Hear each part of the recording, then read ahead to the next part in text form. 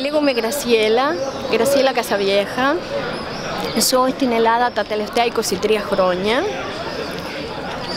Είμαι καθηγήτρια Ισπανικών. Συμμετέχω, παιδί, πιστεύω ότι πρέπει να αλλάξουμε, ότι είναι απαραίτητο να αλλάξουν κάποια πράγματα. Πρέπει να κερδίσει ο ΣΥΡΙΖΑ και η αριστερά για να γίνει μεγάλη ανατροπή. Πρέπει να φύγει ο Δήμος Θεσσαλονίκης από την συμμαχία του Μνημονίου. Γι' αυτό πρέπει να νικήσει ο συνδυασμός ανοιχτή πόλη με τον τριαντάφυλλο μεταφύλου. Η πόλη είναι όλα. Η πόλη είναι οι άνθρωποι, είναι τα ζώα, είναι τα φυτά, είναι τα κτίρια. Και αυτό δεν είναι το πολιτισμό. Αυτό δεν είναι την κουλτούρα μιας κοινωνίας.